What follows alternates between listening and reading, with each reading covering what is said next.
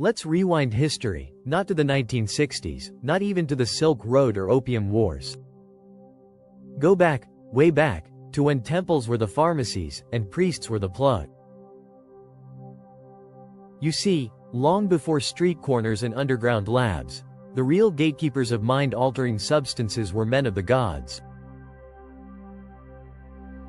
And it wasn't just about healing.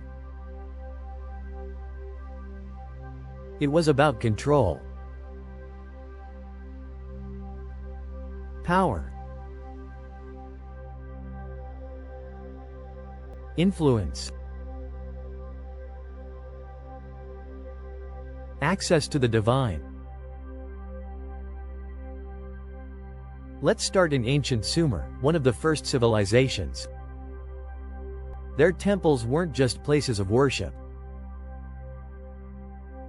They were centers of knowledge, trade, and yes, chemistry.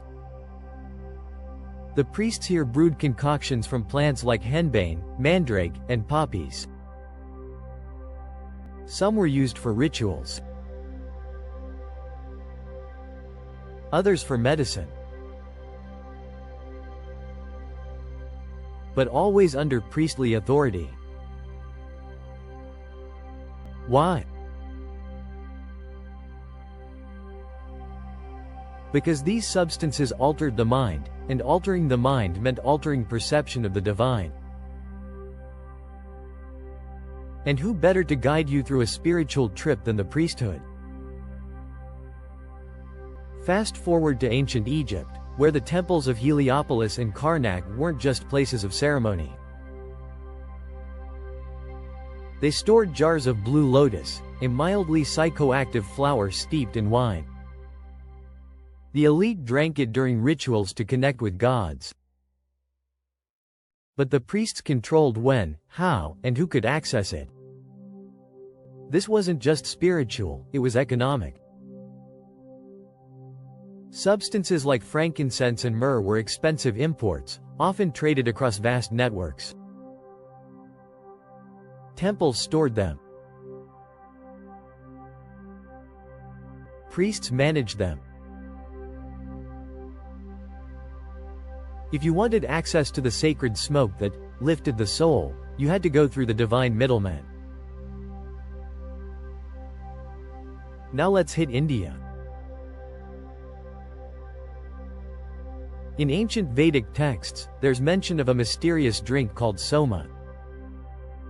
No one's quite sure what it was, but many believe it was a psychedelic brew, possibly involving fly agaric mushrooms. And guess what? Only the Brahmin priests were allowed to prepare and consume it. Why? Because soma was said to grant immortality and communion with the gods. Think about that for a second. A sacred recipe, said to unlock heaven, known only by a select class of people. That's not just religion. That's exclusive product distribution with a side of spiritual monopoly. Even in Mesoamerica, Mayan and Aztec shamans, or priests, in their own way, used psilocybin mushrooms and peyote in highly structured ceremonies. These were not casual tripping sessions. They were orchestrated, sacred events. And only the priest-shaman could lead them. Their knowledge of what to eat, what not to eat, when to dose, how to interpret visions. Priceless. And incredibly powerful. Now here's where it gets interesting. These priests didn't just distribute substances. They framed the experience. They set the setting, the story, the expectation. They told you, you'll meet the gods. And so, you did. This wasn't manipulation. It was ritual theater, a mix of psychology, chemistry, and theology. And it worked. Even early Christianity hints at sacred substances. Some scholars believe the bread and wine of the Last Supper may have had deeper, perhaps entheogenic roots. In the mystery religions of Greece and Rome, like the Eleusinian mysteries, initiates drank a barley-based brew called kaikon, which may have contained ergot, a natural source of LSD-like effects. So what's the takeaway?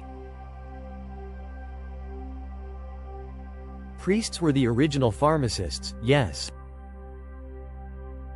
But they were also dealers of experience, gatekeepers of transcendence.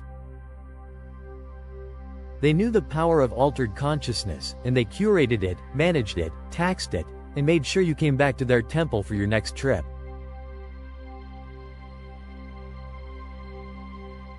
So the next time you hear someone talk about natural highs, or plant medicine, remember, you're walking a path that was once carefully curated by holy hands. And maybe those hands weren't just seeking to heal, but to hold on to power. If this blew your mind even a little, make sure to like, subscribe, and share this video with someone who still thinks drugs are a modern thing. Because CONCURDAWRLD is here to uncover what they don't teach you in school.